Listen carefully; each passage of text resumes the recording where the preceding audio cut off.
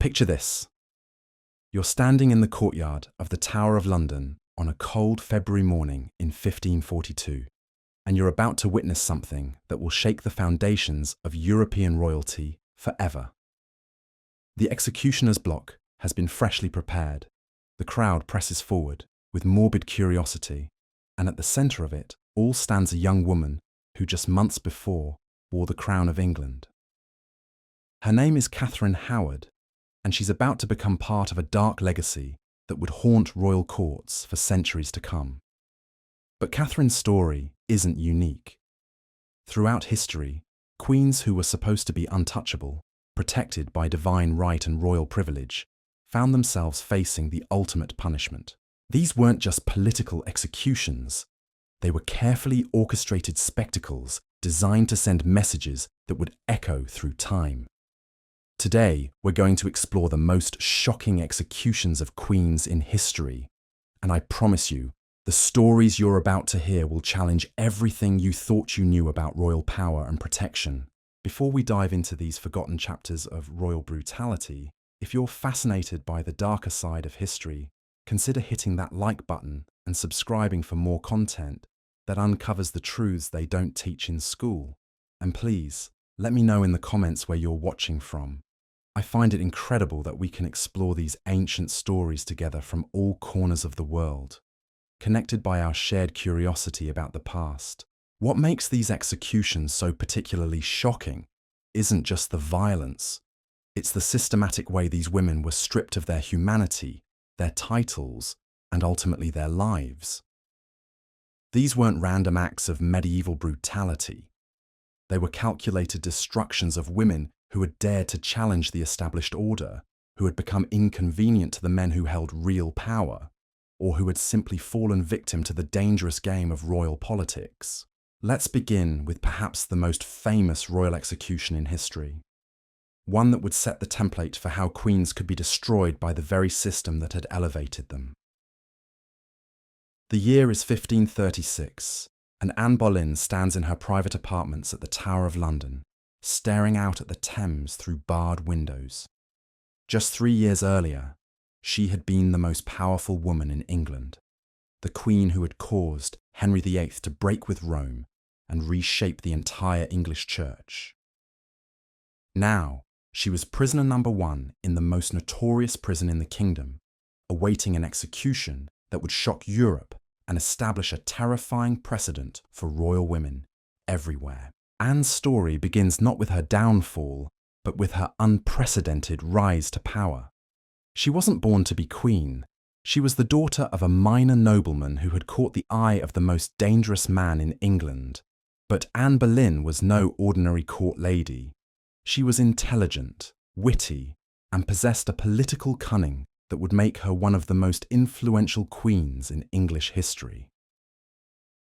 When Henry VIII became obsessed with her, she didn't simply surrender to his advances like so many others had. Instead, she played a game of calculated resistance that would ultimately cost her everything. For 6 years, Anne held Henry at arm's length, refusing to become his mistress and insisting that she would only give herself to him as his wife. This wasn't just romantic strategy, it was political genius. Anne understood that becoming Henry's mistress would give her temporary power, but no lasting security. Only by becoming his queen could she hope to protect herself and advance her family's interests. But this gamble required Henry to do something unprecedented: divorce his first wife, Catherine of Aragon, and defy the Pope himself. The marriage that followed was a scandal that reverberated across Europe. Anne became queen in 1533, but her victory was built on foundations that would prove tragically unstable. Henry had broken with Rome, declared himself head of the English church, and turned England into a pariah state, all for the chance to marry Anne and secure a male heir. The pressure on Anne to produce a son was overwhelming, and when she gave birth to a daughter, Elizabeth, instead of the promised prince, the first cracks in her armour began to show. But Anne's real mistake wasn't failing to produce a male heir immediately. It was believing that her intelligence and political acumen would protect her in a world where women's value was measured solely by their reproductive success. She continued to involve herself in politics, to express opinions on religious matters, and to challenge Henry's decisions in ways that would have been acceptable in a male advisor, but were seen as dangerous overreach in a queen. The king, who had moved heaven and earth to marry Anne, began to see her not as a brilliant partner, but as an obstacle to his desires. When she suffered a miscarriage in 1536, possibly of a male child, Henry's patience finally snapped. The man who had defied Europe for her love began plotting her destruction with the same methodical precision he had once used to win her hand. The charges brought against Anne were so outrageous that they would have been laughable if they hadn't been so deadly. She was accused of adultery with 5 different men, including her own brother, and of plotting to kill the king. These accusations were not just false, they were physically impossible, given the surveillance and protocol that surrounded every moment of a queen's life. But truth was irrelevant. Henry needed Anne gone, and he had the power to make it happen. The trial that followed was a masterpiece of judicial theatre designed to give the appearance of justice while delivering a predetermined verdict. Anne was not allowed to call witnesses in her defence. The evidence against her was largely circumstantial or obtained through torture, and the judges knew that their own lives might depend on delivering the verdict the king wanted. One by one, the men accused of adultery with Anne were found guilty and executed, their confessions extracted through methods that would horrify modern audiences. When Anne herself was finally brought to trial, she faced her accusers with a dignity that impressed even her enemies. She denied all charges, pointed out the logical impossibilities in the prosecution's case, and conducted herself with the bearing of a true queen. But the verdict was never in doubt.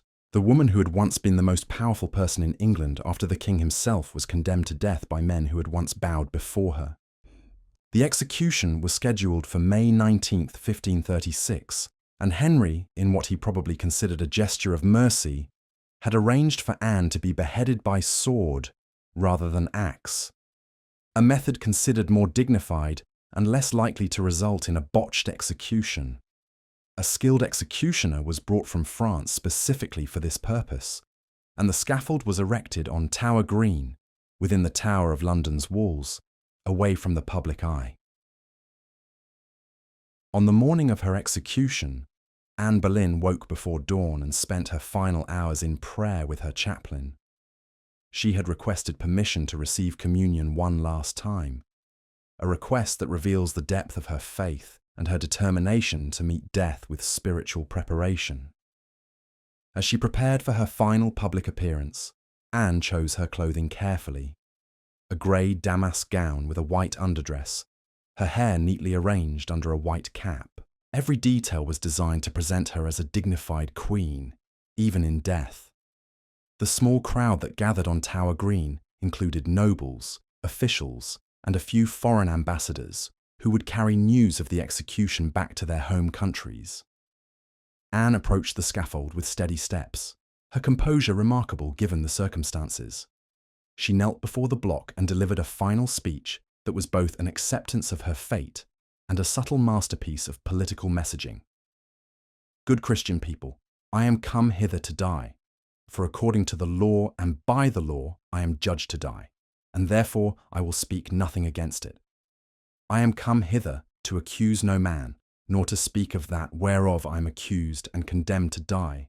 But I pray God save the king and send him long to reign over you. For a gentler nor a more merciful prince was there never. And to me he was ever a good, a gentle, and sovereign lord.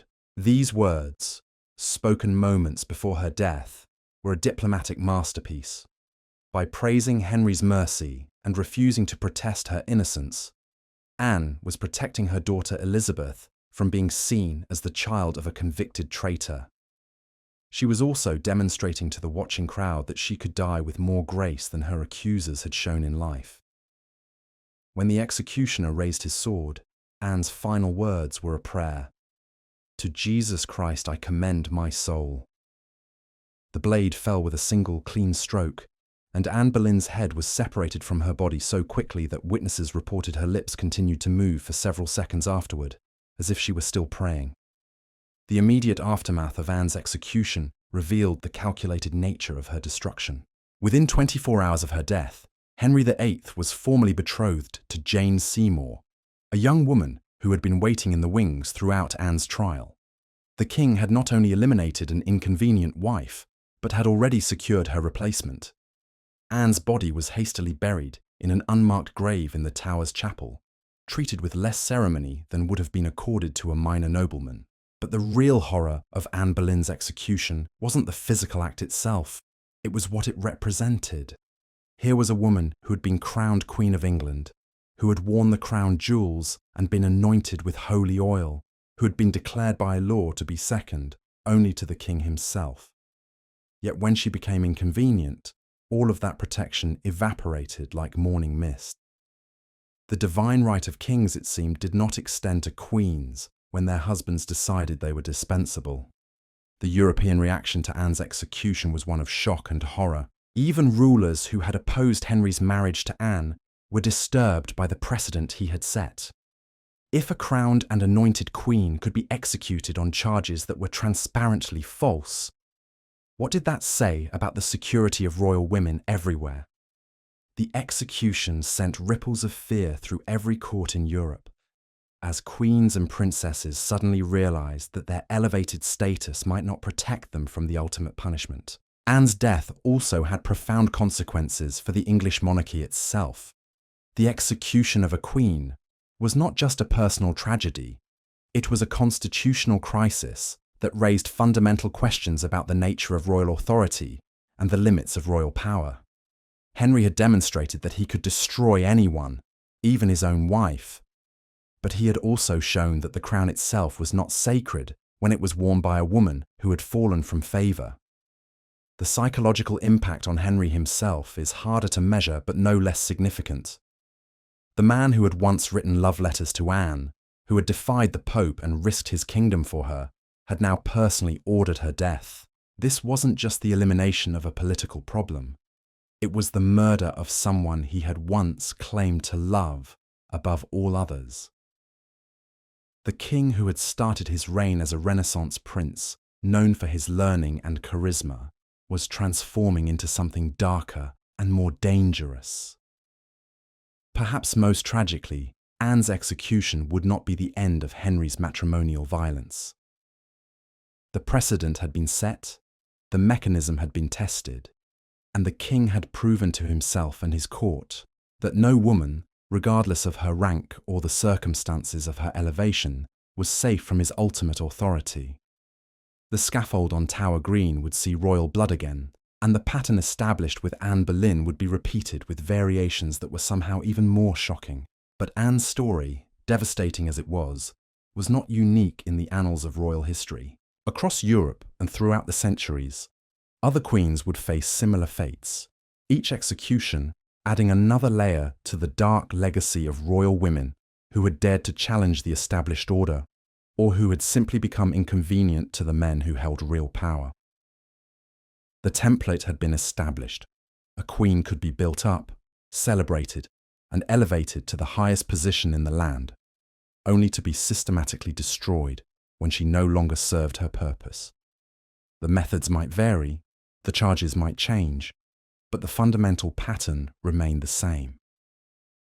Royal women lived at the pleasure of royal men, and that pleasure could be withdrawn at any moment, with fatal consequences. The execution of Anne Boleyn opened a door that could never be closed again.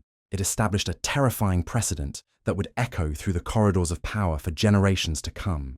But if you think Henry VIII's brutality toward his wives was shocking, wait until you hear about what happened to queens who dared to challenge royal authority in other parts of Europe. The bloodletting that followed Anne's death would make her execution seem almost merciful by comparison. Just 7 years after Anne Boleyn's head rolled on Tower Green, another English queen would face the executioner's block, but this time the victim was barely out of her teens, and the circumstances of her downfall would reveal just how expendable royal women truly were in the violent calculus of Tudor politics. Catherine Howard was probably no more than 19 when she married Henry VIII in 1540. She was Anne Boleyn's cousin, a fact that should have served as a warning to everyone involved about the dangers of becoming Henry's queen.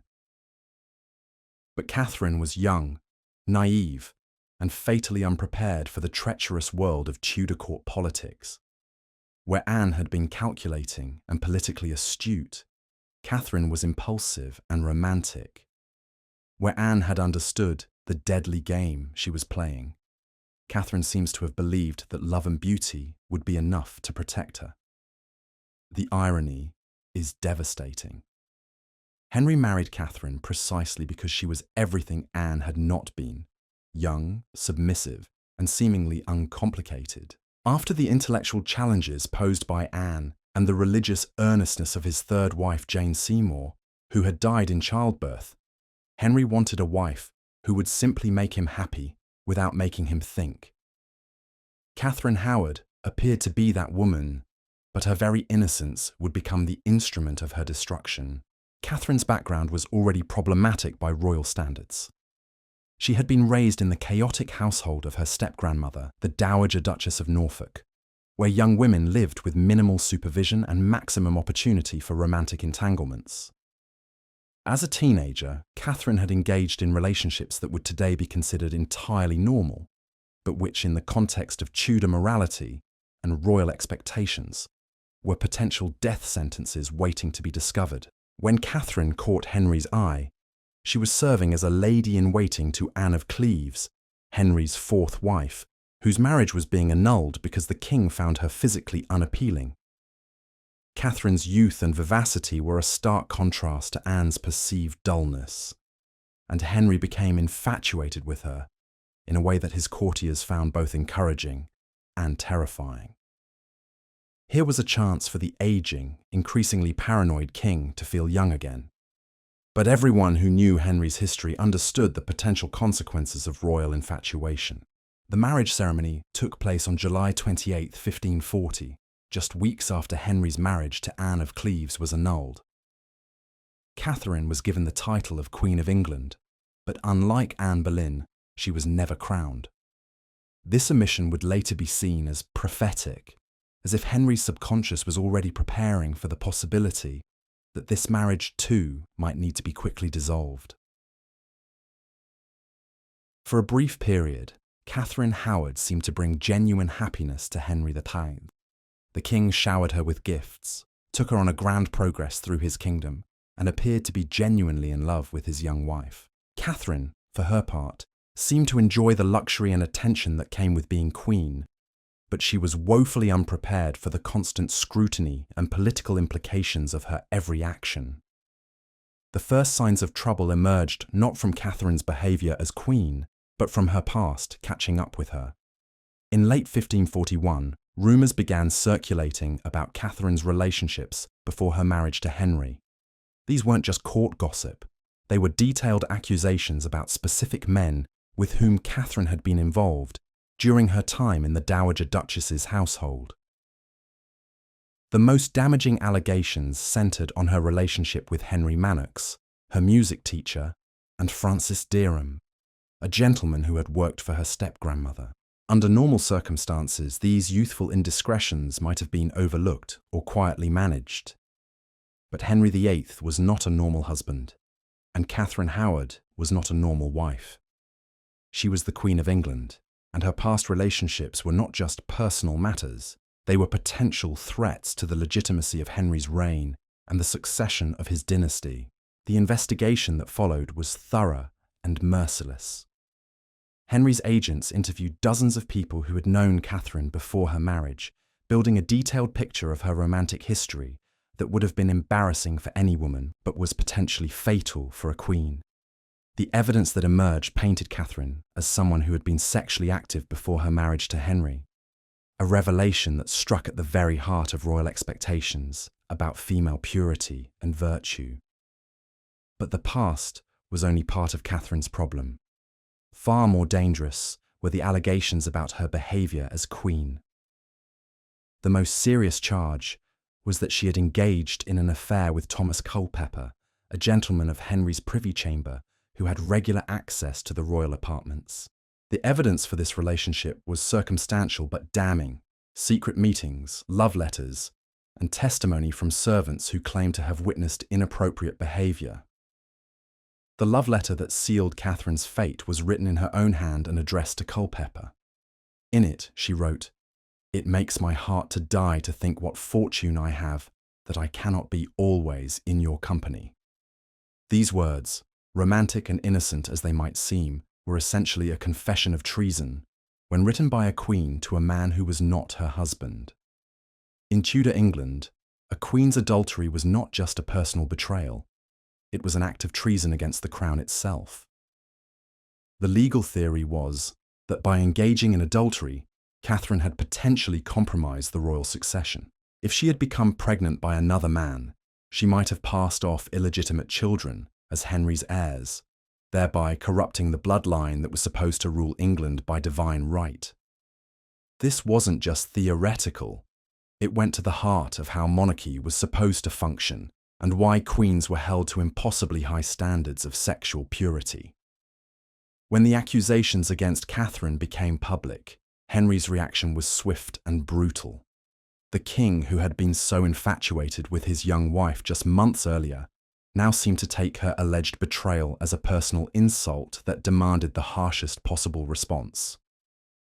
Catherine was arrested, stripped of her title, and imprisoned in the Tower of London, while Henry's agents gathered evidence for her trial.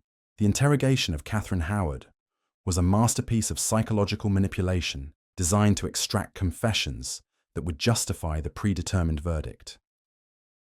Catherine was young, frightened, and completely unprepared for the sophisticated legal and political machinery that was now focused on destroying her.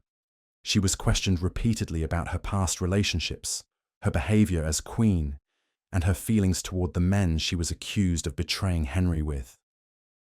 Under this relentless pressure, Catherine began to break down. She confessed to relationships before her marriage, but denied adultery after becoming queen. She admitted to meeting secretly with Culpeper, but claimed their relationship was innocent. She pleaded for mercy, for understanding, for the chance to prove her loyalty to Henry. But her confessions only provided more ammunition for her accusers, and her denials were dismissed as the desperate lies of a guilty woman. The trial of Catherine Howard was even more of a foregone conclusion than Anne Boleyn's had been. By this point, Henry had perfected the legal machinery for destroying inconvenient queens, and the precedent set by Anne's execution made Catherine's fate almost inevitable. The charge was treason. The evidence was circumstantial but legally sufficient, and the verdict was death. What made Catherine's situation even more tragic was her youth and naivety. Where Anne Boleyn had been a sophisticated political player who understood the game she was playing, Catherine was a teenager who had stumbled into a situation she couldn't comprehend. She had been raised in a world where flirtation and romance were normal parts of court life, only to discover that these same behaviours could be capital offences when engaged in by a queen. The Act of Attainder that condemned Catherine to death was passed by Parliament in February 1542, and it included a provision that would have chilled the blood of every woman in England. The law stated that it would be treasonous for any woman to marry the king without first declaring any past sexual relationships, and it would be equally treasonous for anyone who knew of such relationships to fail to report them. Henry was essentially making it impossible for any woman with a romantic past to safely become his wife. On the morning of February 13th, 1542, Catherine Howard was led from her cell in the Tower of London to the same scaffold where Anne Boleyn had died less than 6 years earlier. The execution was conducted privately, with only a small group of officials present, but the accounts that survive paint a picture of a young woman who faced death with remarkable composure given her age and circumstances. Catherine had spent her final night in prayer and preparation, and she had reportedly requested that the executioner's block be brought to her cell so she could practice placing her head correctly. This macabre detail reveals both her terror and her determination to die with dignity. She had seen what happened to queens who struggled or made scenes at their executions, and she was determined to avoid that fate. Her final speech was brief and conventional, following the pattern established by previous royal executions. She acknowledged her guilt, praised the king's mercy, and commended her soul to God. But witnesses noted that her voice shook and her hands trembled as she spoke, reminders that beneath the formal words was a terrified teenager who was about to die for crimes that in many cases she had committed before she was old enough to understand their implications. The executioner's axe fell with a single blow, and Catherine Howard's short life ended before she had reached her 20th birthday. Her body was buried beside Anne Boleyn's in the Tower Chapel, creating a grim sisterhood of Henry's executed wives that would haunt the Tower of London for centuries to come. The reaction to Catherine's execution was more muted than the shock that had greeted Anne Boleyn's death. By 1542, Henry's pattern of destroying his wives had become almost routine, and European courts were beginning to accept that English queens lived dangerously short lives. But the speed with which Catherine had fallen from royal favour to the executioner's block was still shocking. Less than 2 years had passed between her wedding and her death. The psychological impact on Henry himself was profound and disturbing. The king, who had once been known for his charisma and learning, was becoming increasingly paranoid and brutal. He had now executed 2 wives, divorced 2 others, and seen one die in childbirth.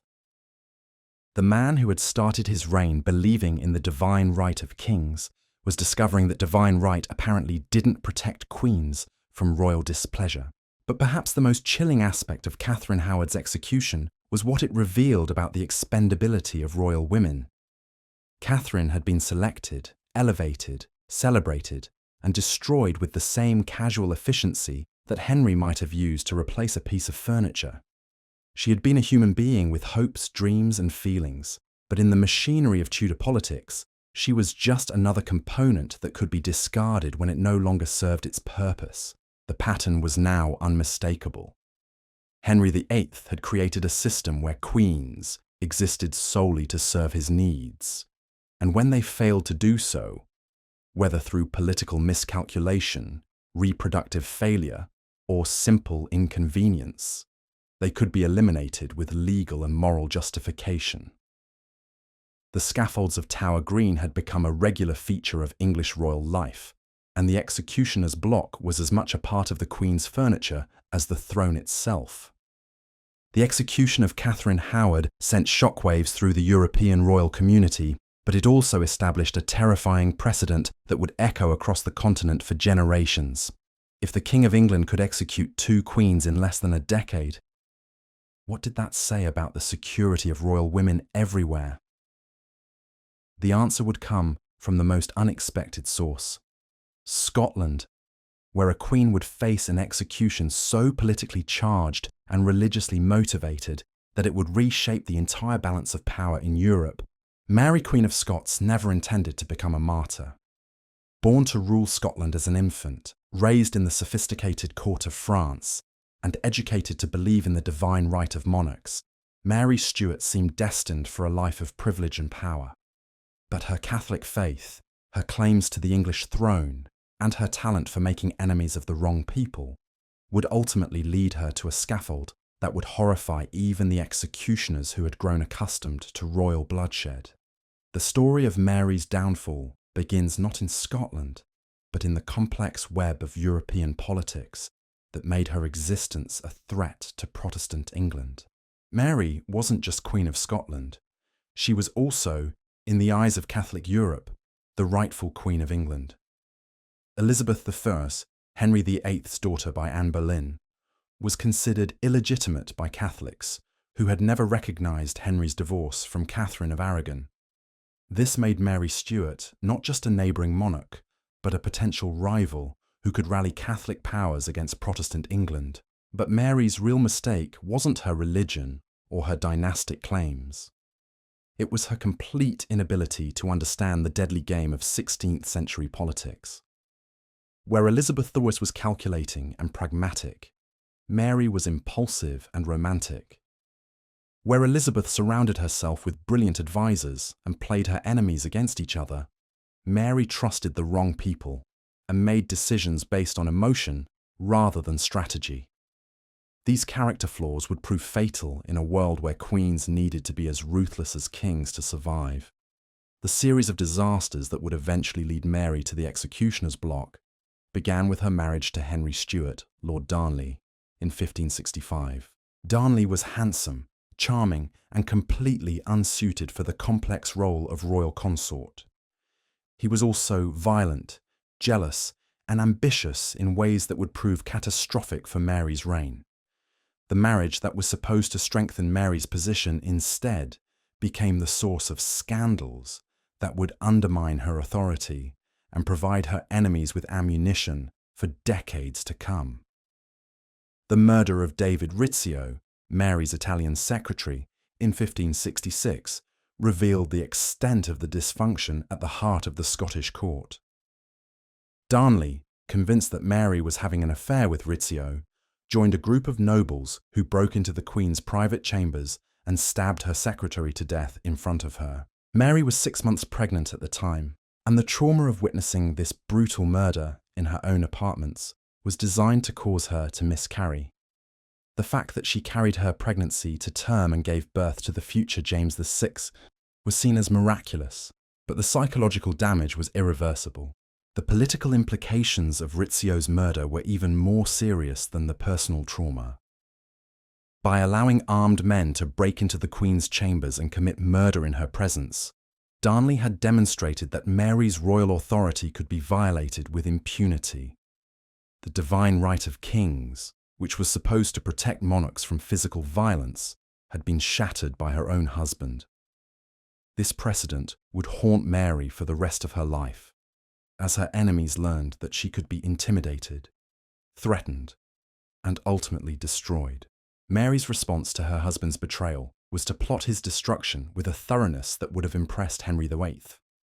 She began secretly planning Darnley's elimination, working with James Hepburn, Earl of Bothwell, a man who was as dangerous as he was charismatic. The plan they developed was complex and designed to make Darnley's death appear accidental, but the execution was so bungled that it immediately aroused suspicion. On the night of February 9, 1567, the house where Darnley was staying was blown up with gunpowder, but when investigators searched the rubble, they found Darnley's body in the garden, unmarked by the explosion and apparently strangled.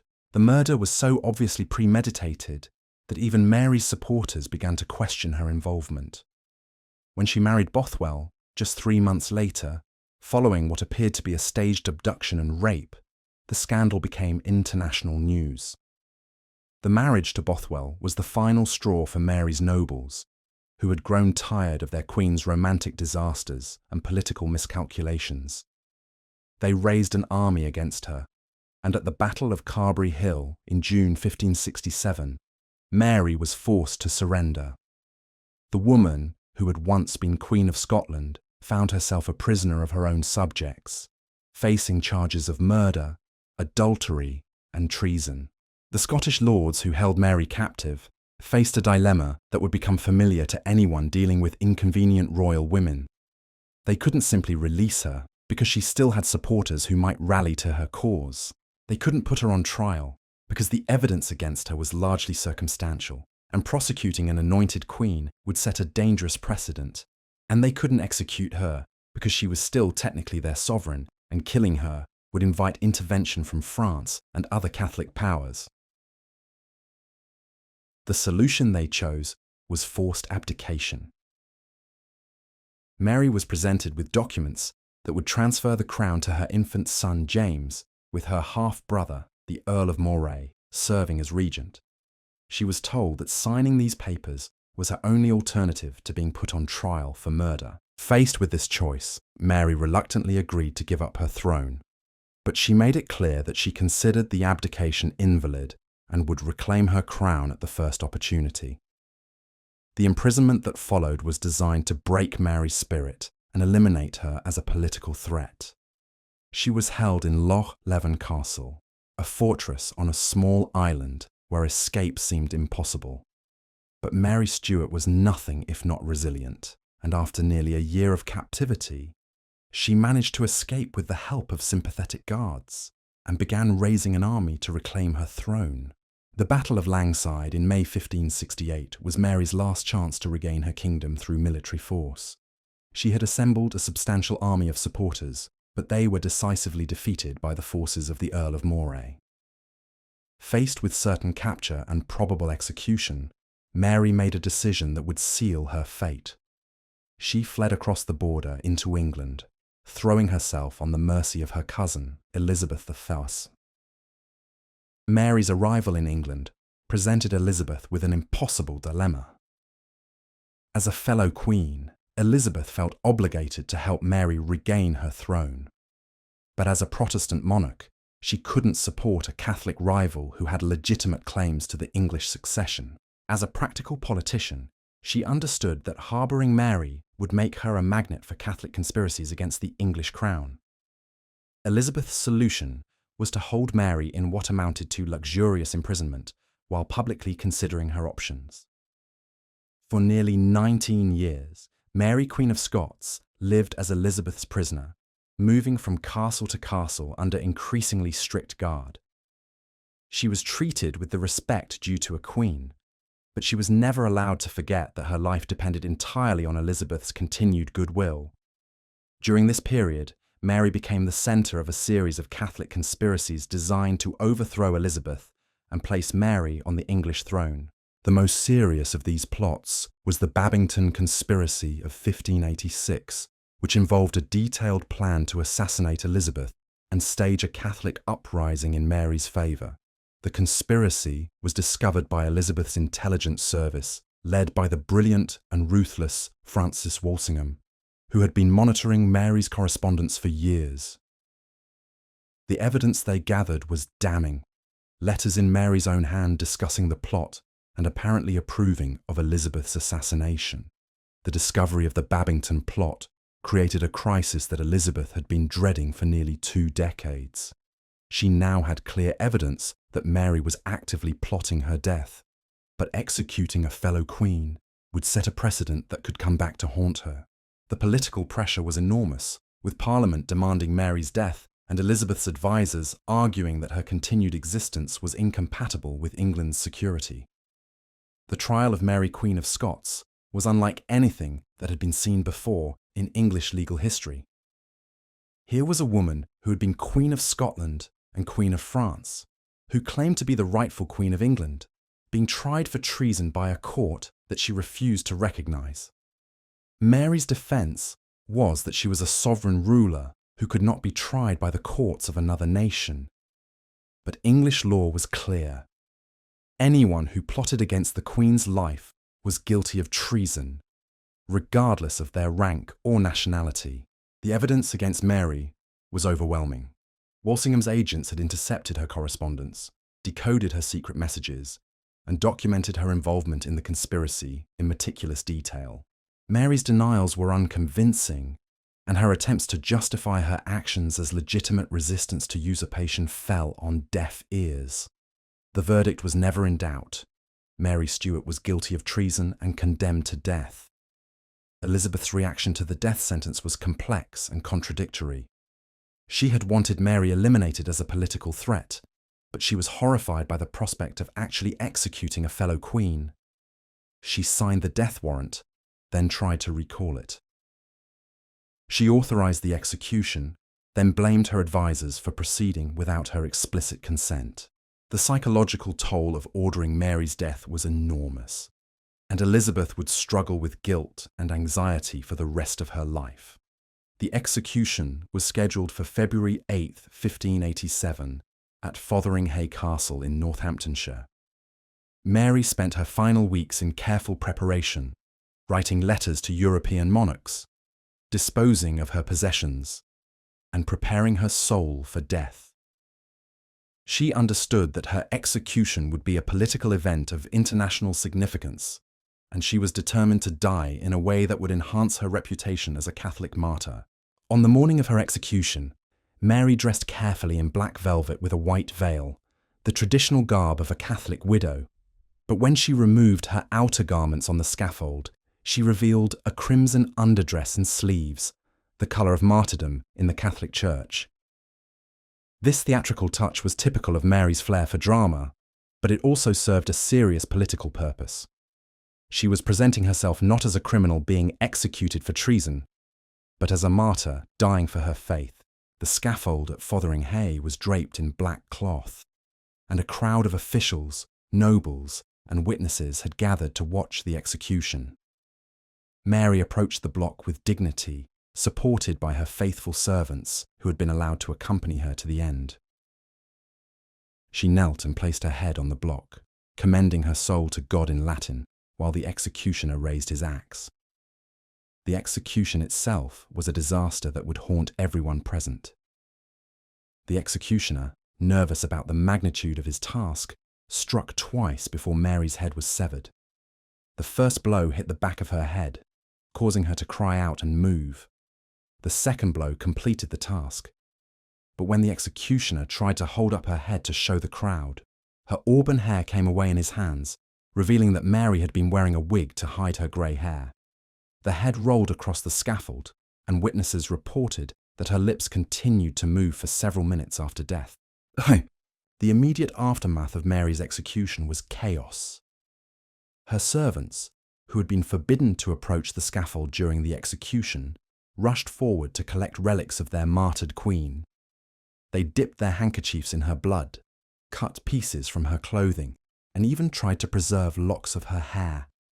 The English officials, horrified by this display of Catholic devotion, tried to stop them, but the damage was done.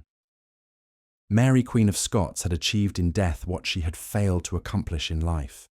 She had become a symbol of Catholic resistance to Protestant tyranny. The political repercussions of Mary's execution were immediate and severe. Philip II of Spain, who had been contemplating an invasion of England for years, now had the perfect justification for his planned assault. The execution of a Catholic queen by a Protestant rival was seen throughout Catholic Europe as an act of religious warfare that demanded a response. The Spanish Armada that sailed against England in 1588 was in large part Philip's answer to Mary's execution. But the most significant consequence of Mary's death was the precedent it established for the execution of royal women. For the first time in European history, a queen had been executed not by her husband or her subjects, but by a rival monarch who claimed jurisdiction over her actions. This was a revolutionary concept that challenged the traditional understanding of royal sovereignty and divine right. The execution also revealed the particular vulnerability of female monarchs in a world dominated by male power structures. Mary's gender had been used against her at every stage of her downfall. Her marriages were scrutinized in ways that male monarchs' relationships never were. Her emotional responses were characterized as feminine weakness rather than human reaction to impossible circumstances. Her religious faith was portrayed as dangerous fanaticism rather than legitimate conviction. Elizabeth I, despite ordering Mary's execution, was deeply affected by the political and personal implications of her decision. She had proven that she could eliminate threats to her throne. But she had also demonstrated that queens were not protected by the divine right that was supposed to shield monarchs from violence. The execution of Mary, Queen of Scots, marked the end of an era in which royal women could assume that their rank would protect them from the ultimate punishment.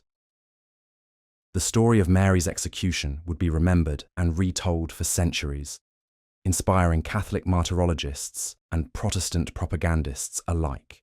But beyond its religious and political significance, Mary's death represented something more fundamental: the systematic destruction of a woman who had dared to claim power in a world that believed such claims were illegitimate when made by females. The scaffold at Fotheringhay became a symbol of the price that royal women paid for political ambition. Mary had been educated to believe that her royal blood and divine appointment would protect her from earthly consequences. But she learned too late that in the brutal calculus of 16th century politics, even queens were expendable when they became inconvenient to more powerful interests. The crimson dress that Mary wore to her execution became legendary, a symbol of martyrdom that would inspire Catholic resistance for generations. But it also represented something darker, the blood that royal women throughout history had been forced to shed when they challenged the established order or simply found themselves on the wrong side of political calculation. As news of Mary's execution spread throughout Europe, queens and princesses in courts from Madrid to Vienna began to understand that their elevated status was not the protection they had believed it to be. The age of royal immunity was ending, and the age of royal accountability, enforced by the executioner's axe, had begun. But Mary Stuart's story, shocking as it was, would not be the last chapter in the dark history of royal women who faced the ultimate punishment. Across the English Channel, in a nation that had prided itself on the stability of its monarchy, events were unfolding that would make Mary's execution seem almost merciful by comparison. The revolution that was brewing in France would bring forth a new kind of royal execution, one that would shock the world and change the nature of monarchy forever. The queen who would face this unprecedented fate was not a political schemer like Mary Stuart, or a romantic like Catherine Howard. She was a woman whose greatest crime was being born to privilege in an age that had lost patience with aristocratic excess. Her name was Marie Antoinette, and her journey from the Palace of Versailles to the guillotine would become the most famous royal execution in history. The Austrian princess, who would become France's most notorious queen, arrived at Versailles in 1770 as a 14-year-old bride, carrying with her the hopes of a diplomatic alliance and the weight of expectations that would ultimately crush her. Marie Antoinette was everything the French court thought it wanted: beautiful, vivacious, and blessed with the kind of natural charm that could light up even the most formal royal ceremonies. But she was also everything that would make her a perfect target when the French people's patience with royal excess finally snapped. Marie Antoinette's tragedy was that she never understood the country she was meant to rule. Raised in the relatively informal Austrian court, she brought to Versailles a casual attitude toward protocol that scandalized the French nobility and would later be used as evidence of her unfitness to be queen. She preferred simple muslin dresses to elaborate court gowns. She enjoyed playing with her children in public rather than maintaining royal distance, and she surrounded herself with friends based on personal affection rather than political calculation. These characteristics, which might have made her beloved in a different era, became fatal flaws in the revolutionary atmosphere of late 18th century France. Every innocent pleasure was transformed into evidence of decadence. Every personal relationship became proof of corruption, and every attempt to maintain some semblance of normal life was portrayed as callous indifference to the suffering of the French people. The revolution that would ultimately claim Marie Antoinette's life began not with attacks on the monarchy, but with economic crisis and political deadlock that the royal government seemed powerless to address. France was bankrupt, the common people were starving, and the traditional structures of aristocratic privilege were crumbling under the weight of their own contradictions. In this environment, the Queen's Austrian origins made her a convenient scapegoat for every national misfortune.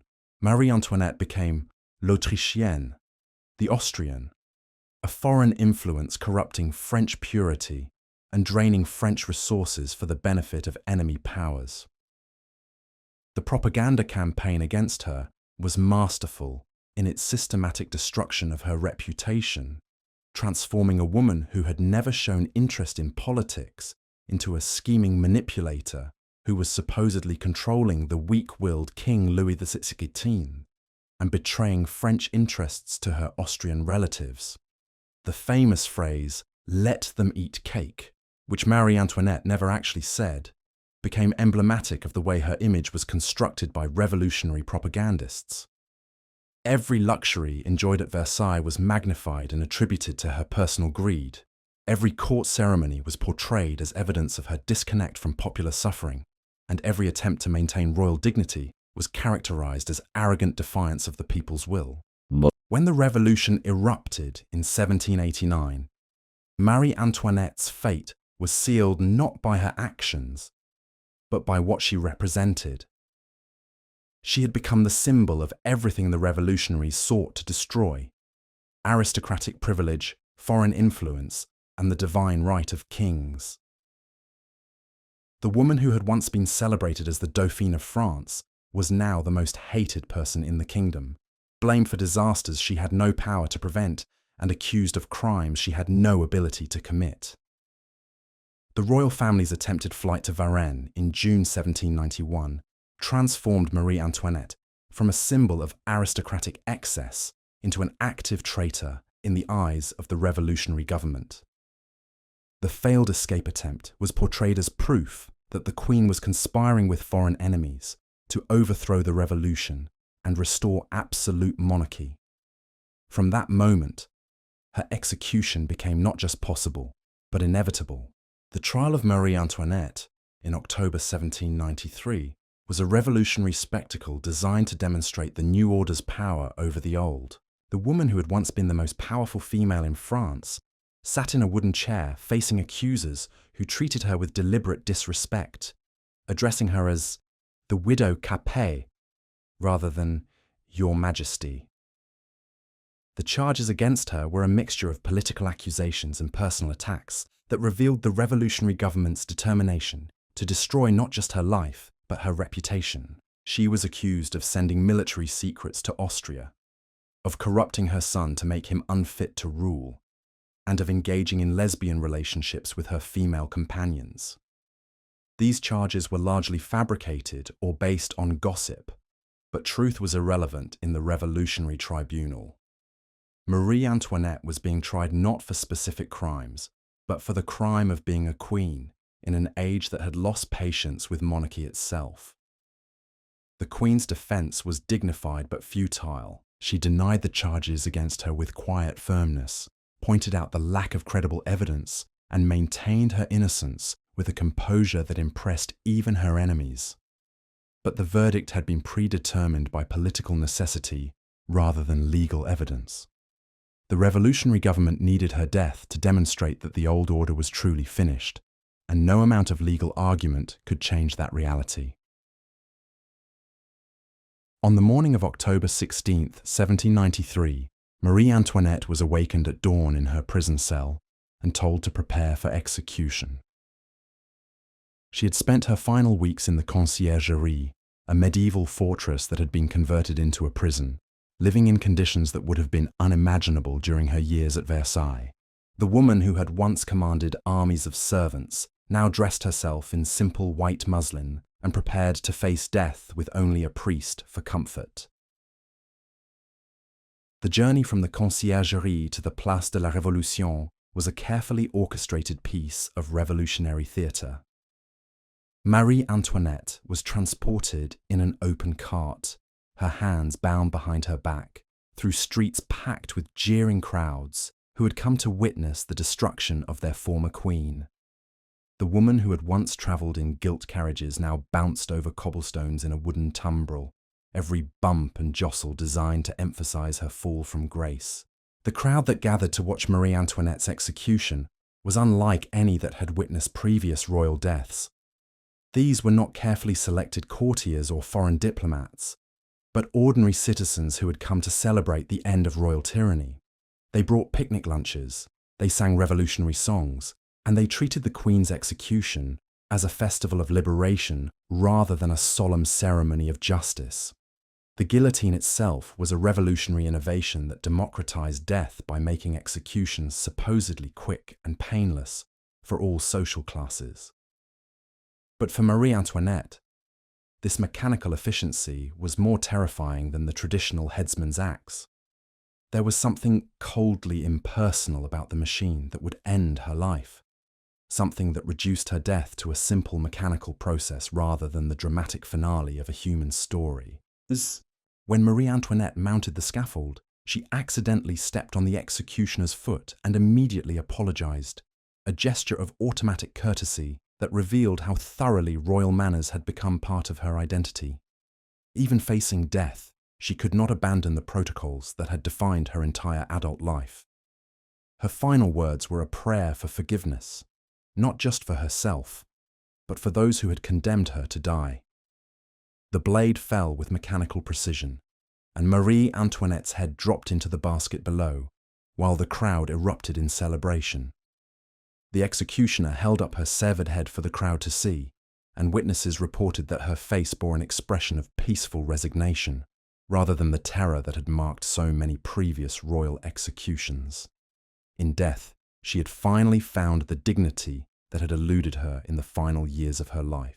The immediate aftermath of Marie Antoinette's execution was a carnival of revolutionary enthusiasm. The crowd dispersed through Paris, carrying news of the Queen's death, and impromptu celebrations broke out in taverns and public squares throughout the city. The woman who had once been the most powerful female in Europe was now just another victim of the revolution, her death barely causing a ripple in the ongoing tide of political violence. But the execution of Marie Antoinette marked a turning point in the history of royal women and the nature of monarchy itself.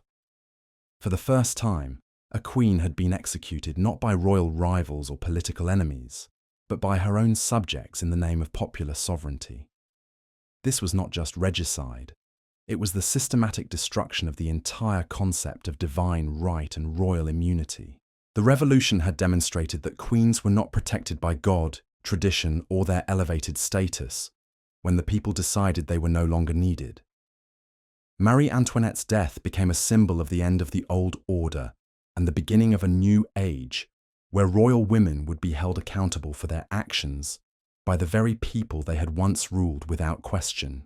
The image of Marie Antoinette's head held high by the executioner became one of the most iconic scenes in European history, reproduced in countless paintings, engravings, and later photographs.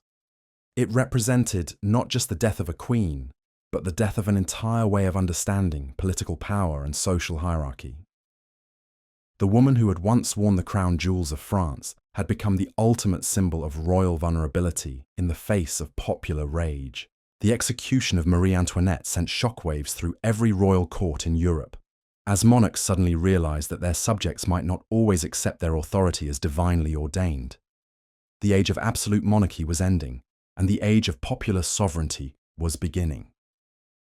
Queens and kings across the continent began to understand that their survival depended not on divine protection, but on the continued consent of their people. The scaffold in the Place de la Révolution became a symbol of the new relationship between rulers and ruled, where royal blood offered no protection from the consequences of political failure. Marie Antoinette's execution established the principle that queens, like kings, were mortal beings who could be held accountable for their actions by the very people they claimed to rule by divine right. As the revolutionary government consolidated its power over France, the execution of Marie Antoinette became a foundational moment in the new political order. Her death proved that the revolution was serious about destroying the old system completely, and it served as a warning to every surviving member of the European nobility that the age of royal immunity was over forever. The legacy of these shocking executions extends far beyond the individual tragedies of Anne Boleyn, Catherine Howard, Mary Queen of Scots, and Marie Antoinette. These women, separated by centuries and circumstances, share a common thread that reveals the fundamental vulnerability of royal women throughout history. Their stories demonstrate that regardless of their titles, their power, or their supposed divine protection, queens remained subject to the whims of male authority and the brutal calculus of political necessity.